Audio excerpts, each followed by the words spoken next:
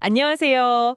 오늘 저희가 함께 볼 자료들, 이걸 통해서 하나님의 진짜 의도를 아는 것이 우리 신앙이랑 공동체를 어떻게 바꿀 수 있는지, 그 핵심을 좀 파헤쳐 보려고 합니다. 네, 반갑습니다. 빌립보서 3장, 4장을 중심으로 한 통찰들이 담겨 있네요. 맞아요. 그래서 이번 시간에는 율법주의의 함정을 좀 피하고 또 공동체 안에서 하나 되는 게 왜 중요한지, 그리고 어떤 상황에서도 흔들리지 않는 믿음, 그 본질이 뭔지 같이 찾아봤으면 합니다. 좋습니다. 자, 그럼 빌립보서 3장부터 보면요.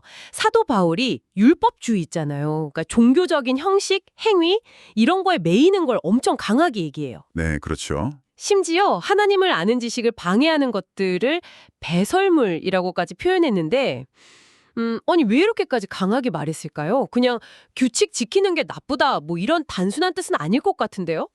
정말 중요한 질문이세요. 그 자료에서도 지적하듯이 바울이 배설물이라는 그 약간 극단적인 단어를 쓴 이유는요. 당시 율법주의가 그냥 잘못된 행동, 이걸 넘어서 하나님과의 진짜 살아있는 관계 자체를 막는 치명적인 장애물이라고 봤기 때문이에요. 관계 자체를 막는다고요? 네, 하나님이 율법을 주신 그 본래 의도 있잖아요. 생명과 평화를 주시려는 그 마음. 그걸 놓치고 껍데기뿐인 종교 행위에 만족하는 것. 바로 그걸 경계한 거죠. 그렇군요. 그래서 바울이 말하는 그 표대를 향해 달려간다. 이게 바로 이 하나님의 살아있는 의도를 꽉 붙잡고 살아가려는 열망. 그걸 의미하는 겁니다. 형식 너머의 본질, 그러니까 하나님과의 관계 회복, 이게 핵심이었군요. 네네. 맞습니다. 근데 있잖아요. 4장으로 넘어가면 분위기가 살짝 달라지는 것 같아요. 그의 내부 문제, 특히 유오디아랑 순두계, 이 두 여성분 사이의 다툼을 딱 언급하면서 하나 되라고 엄청 간절히 호소하고 있잖아요. 이게 왜 그렇게 중요했을까요? 내부의 분열은요. 외부의 어떤 공격보다 공동체를 약하게 만드는 정말 무서운 적이에요. 정말요? 네, 자료에서도 나오지만 성도들이 서로 막 다투느라 하나님이 주신 사명, 그러니까 교회가 왜 존재하는지 그 이유 자체를 잊어버리게 만들죠. 당연히 기쁨이나 감사도 잃게 되고요. 하긴 그렇겠네요. 결국 공동체가 무너지는 가장 큰 이유는 하나님이 우리를 왜 부르셨는지 그 목적보다 서로 다른 점이나 자기 생각 이런 거에 더 집중하기 때문이에요. 내부 분열이 그렇게 치명적이라면 진짜 하나됨을 이루는 게 정말 중요하겠네요. 근데 또 흥미로운 게 자료에서는 그 하나됨의 목적은 같은데 그걸 이루는 방법은 다양할 수 있다고 하거든요. 이게 어떻게 연결이 될 수 있을까요? 목적은 하나인데 방법은 다르다니. 네, 그게 참 중요한 지점인데요.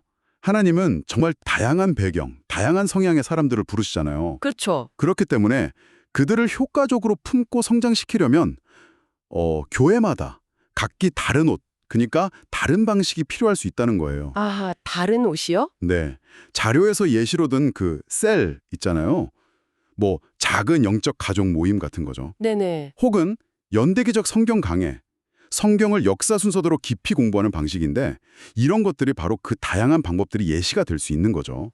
그런 방법들이요. 문제는 뭐냐면 각자의 방법이 하나님의 큰 그림 안에서 주어진 도구라는 걸 잊고 내 방법만이 옳다고 주장하면서 다툴 때 그때 문제가 생기는 거죠. 중요한 건 방법 그 자체가 아니라 그 방법을 통해 이루려는 하나님의 목적, 그거예요. 하지만 현실에서는 이런 방법의 차이가 오해나 갈등으로 이어지기 쉬운데 자료에서 혹시 이 목적을 잊지 않고 다양성 속에서 하나됨을 추구할 수 있는 어떤 지혜, 이런 걸 좀 제시하나요? 명확한 이렇게 하세요 하는 해답보다는 원리를 제시하죠. 바로 주 안에서 같은 마음을 품으라는 권면이에요. 같은 마음을 품으라. 네, 이게 각자 방법을 다 포기해라 이런 뜻이 아니라 서로 다른 방법을 쓰더라도 궁극적으로 추구하는 하나님의 뜻이라는 같은 목적 아래에 있다는 걸 기억하고 서로 존중하고 협력하라는 의미죠. 존중과 협력. 네, 목적이 분명하면 방법의 다름은 오히려 시너지를 낼 수 있는 풍성함이 될 수도 있어요. 와, 그 관점은 새롭네요. 자, 그러다가 정말 유명한 구절이 나오죠. 빌립보서 4장 13절. 내게 능력 주시는 자 안에서 내가 모든 것을 할 수 있다. 사실 저도 꽤 오랫동안 이 구절을 그냥 내가 원하는 건 뭐든 이룰 수 있다. 약간 이런 마법 주문처럼 생각했었거든요. 저만 그런가요? 아니요. 많은 분들이 그렇게 생각하시죠. 근데 자료를 보면 그리고 사실 성경의 문맥을 잘 살펴보면 그 의미는 좀 다릅니다. 아, 그래요? 어떻게 다른데요? 이 고백은요. 바울이 뭐 부요함에 처하든 아니면 극심한 가난에 처하든 심지어 감옥에 갇히는 그런 극한 상황에 처하든 그 어떤 환경에서도 자신을 부르신 하나님의 의도를 따라 살아갈 수 있다는 그 능력에 대한 선언이에요. 아, 능력에 대한 선언이요? 네. 그러니까 상황 자체를 내 마음대로 바꾸는 어떤 초능력, 이걸 말하는 게 아니라 주어진 상황에 굴복하지 않고 그 안에서도 하나님의 뜻을 행하면서 살아갈 수 있는 내적인 힘, 그리고 감당할 수 있는 능력, 이걸 의미하는 거죠. 와, 상황을 바꾸는 게 아니라 그 상황 속에서도 하나님의 뜻을 따를 힘이라니. 와, 이건 훨씬 더 깊고 현실적인 의미네요. 그렇죠. 그렇다면 결국 이 모든 이야기의 핵심은 하나님의 의도를 아는 데서 오는 담대함, 이렇게 정의할 수 있을까요? 네, 정확합니다. 바로 그거예요. 나를 지으신 창조주가 나와 함께 하시고 또 나에게 맡기신 사명이 무엇인지 알 때 우리는 더 이상 환경이나 사람을 두려워하지 않게 되는 거죠. 다윗이 그 죽음의 골짜기에서도 두려워하지 않았던 것처럼 또 바울이 감옥에서도 기뻐하면서 복음을 전했던 것처럼 말이죠. 이게 바로 하나님의 의도를 아는 사람이 누리는 진정한 자유고 담대함입니다. 정말 그렇네요. 오늘 저희는 하나님의 의도를 아는 것이 얼마나 중요한지, 그리고 그것이 율법주의를 넘어서고 공동체의 하나됨을 이루고 또 어떤 상황에서도 우리를 붙들어주는 힘이 된다는 것을 확연했습니다. 네, 맞습니다. 형식적인 신앙이 아니라 살아계신 하나님의 뜻을 따르는 삶, 그리고 다양한 방법 속에서도 하나의 목적을 향해 나아가는 공동체의 모습, 이게 오늘 우리가 함께 살펴본 핵심이었죠. 네, 방송을 듣고 계신 당신에게 질문을 한번 던져봅니다.